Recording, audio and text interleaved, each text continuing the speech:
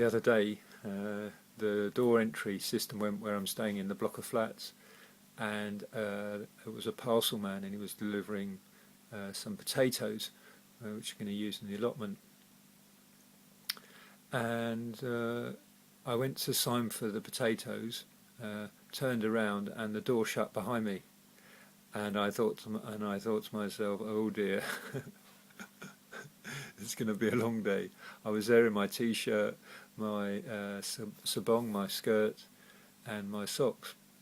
The guy left, and I looked round at the door. So I looked at the letterbox in the door, and I thought I'd put my hand through the door, through that letterbox. So I started to get my hand halfway through to see if I could undo the yow lock, and I was doing pretty well, and I thought if I just get in just a little bit further, I'll be fine. And I noticed as I was doing this, my heart rate was going up, and my breath was getting faster. So I pulled my hand out the door and just sat there, calmed myself down for a bit. And I tried to put my hand back in again through the letterbox, and of course my hand had swollen.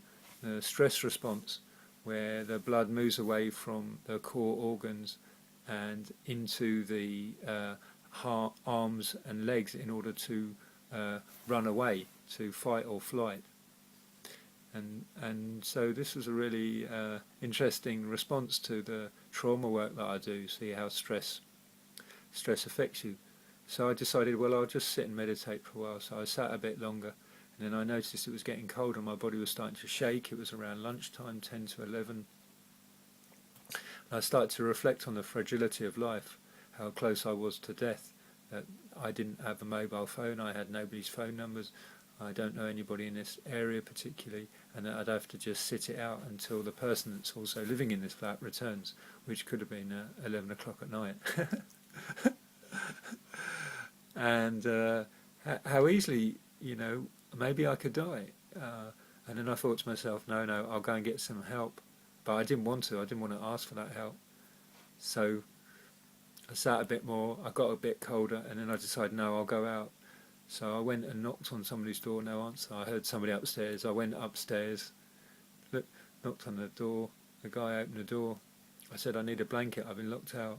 So he looked at me. I'm not sure he connected with me being a monk, but anyway, he turned around, he gave me a fantastic duvet, and I went back downstairs and I started to sit and reflect on life and really start to relax. And I heard this sound of silence, and just noticing that, when one rests in these situations, how peaceful they can become. And I tried a couple more times with my hand through the door, and it realised it wasn't going to work. So I just let go of the idea. I sat for about another hour, and then I decided I'll have a sleep.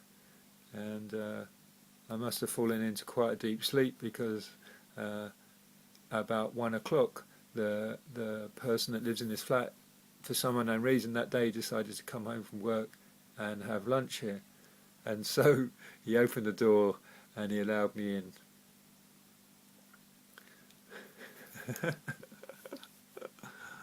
Life is strange and challenging.